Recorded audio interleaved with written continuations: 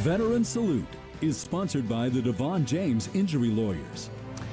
Our next veteran served aboard the longest naval vessel ever built and survived an explosion that caused one of the biggest disasters in naval history. KSN's Hannah Adamson and photojournalist Nick Kiefer share his account of the USS Enterprise fire on this week's Veteran Salute.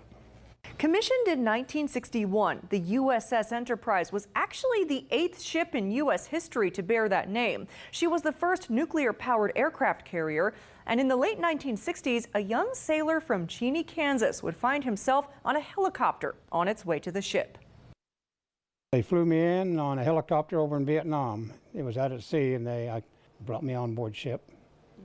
And I was lost, as big as that ship was. Eager to serve in the military after high school, Bruce Mooberry would enlist in the Navy in 1967, carrying on in his father's footsteps. My dad was Navy, and I wanted to join, and I drew probably one of the best duty stations you could draw, the USS Enterprise. With 6,000 sailors and roughly 50 aircraft on her flight deck, the USS Enterprise made her way throughout the South China Sea, with flight operations lasting 24/7 off the coast of North Vietnam. Well, you couldn't see land, but at night, if you went up on the old 12 level, you could see bombs flashing. Mooberry would serve as a pipe fitter aboard the ship, navigating a maze the size of 4 football fields. Mainly to keep the main drain system and the firefighting, fire water system running and make sure the pumps were running. On the morning of January 14th, 1969, the Enterprise was conducting flight operations off the coast of Oahu. At 8:18 a.m., exhaust from a machine used to start aircraft blew right into a nearby rocket. I had just headed back to the chow line about 7 o'clock in the morning, and then about 8 o'clock is when it hit. So the Spider rockets overheated, and it blew up and shot a plane up front, and then it was just kind of like dominoes. They all started going off. Mooberry and the rest of the crew jumping into action. That's my duty station, or general quarters station right there. Mine was right aft, and I was back aft. Where I was, we didn't really see the fire. We saw a lot of smoke, you know. But I was down on the second deck, and the 03 level is where the fire started, where it blew up. So that's 4 decks above us.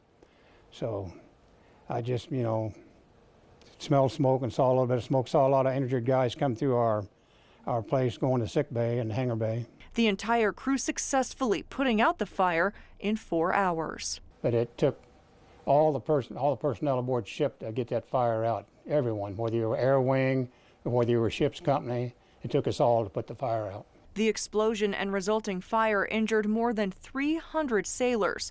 28 sailors lost their lives. The ones that were killed were up on the flight deck, or the ones sleeping right below on the 03 level. When the bombs blew up, it blew holes, you know, the size of a, oh, you couldn't drive a car in them, but a big hole, 2 big holes, 3 big holes, I guess, total, in the flight deck. Mooberry served for 4 years on the Enterprise.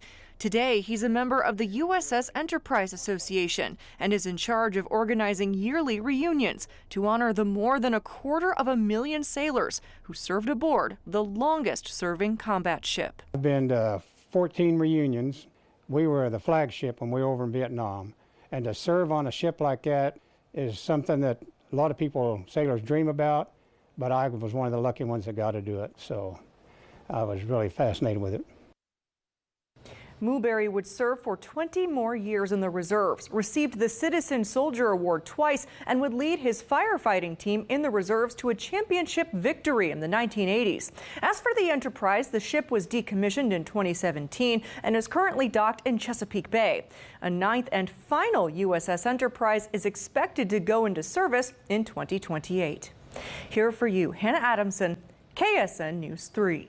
On behalf of Devon James Injury Lawyers, we're honored to recognize this week's veteran, Bruce Mooberry. Bruce served our country in the United States Navy and was twice recognized with the Citizen Soldier Award. Bruce, thank you so much for your service. I want to thank Devon James and KSN for all they do for all the veterans. Thank you very much. Veteran Salute is sponsored by the Devon James Injury Lawyers.